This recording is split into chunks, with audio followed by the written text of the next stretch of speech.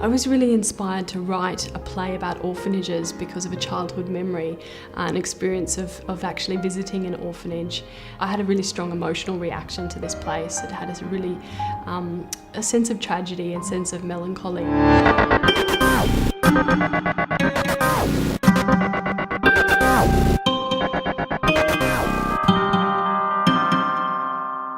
Children of the Black Skirt is about Australia's history, looking at what happened to young people from the time of European settlement to the 1940s.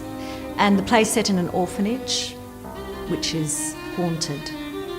And the young people go into this orphanage and they listen to the spirits, they hear the stories, which are incredibly moving. You two boys like to go on a holiday to Australia. Oh, yes please, we said. There'll be plenty of oranges and kangaroos. You can eat the oranges till you're sick and ride the kangaroos to school. Yes please, we said. Some other packed us a suitcase. There, sir.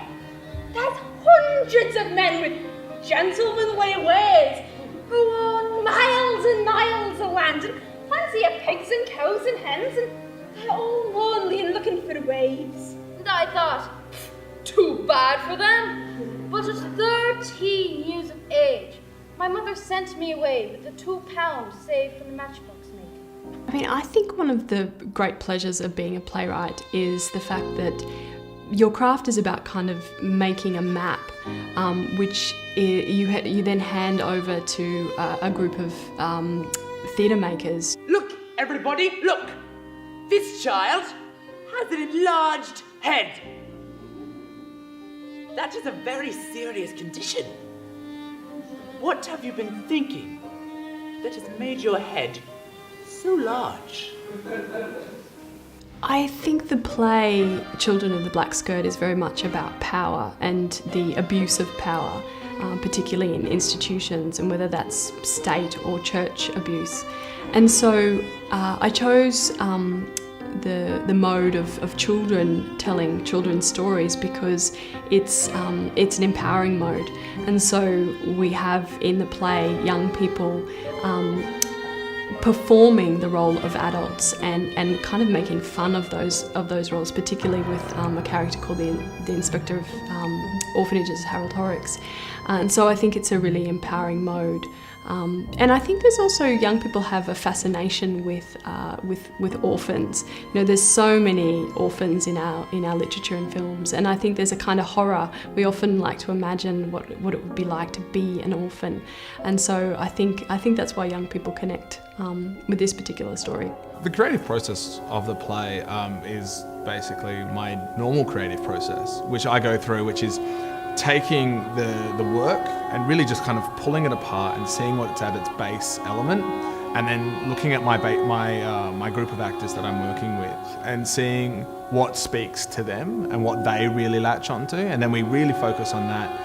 And then I really look at like the overarching thing. And in this one, because we took a 3-person play and made an 11-person play, it was really about community and the role that the community has to play within the production. So we just kind of looked at points where I could just get as much of the community and as much of a sense of people being around and not acting on what's going on. I sentence you to transportation to Australia. 7 years hard labour.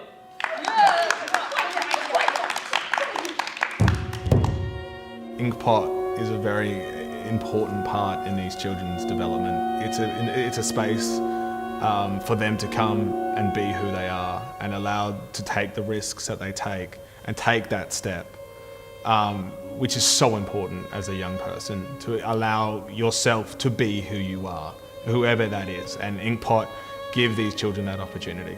That's why I work for them, because they're amazing.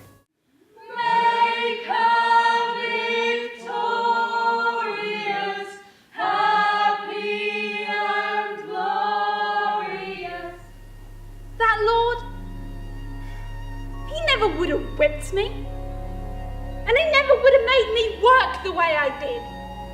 Each morning I had to rise early before the sun, I had to make sure The water was boiled, eggs collected, cows milked, horses brushed, verandas swept, breakfast cooked, dishes washed, veggies watered, and the pea pots emptied and scrubbed. Well, in 2009, I met Angela Betzien at the Azatej International Conference, which was in Adelaide. And I was really impressed with how she felt theatre for young people needed to be taken more seriously. And she felt that it needed to be topical, it needed to challenge young people, it needed to give them an opportunity to celebrate what Australia is about in a way that wasn't numbing, making it hygienic.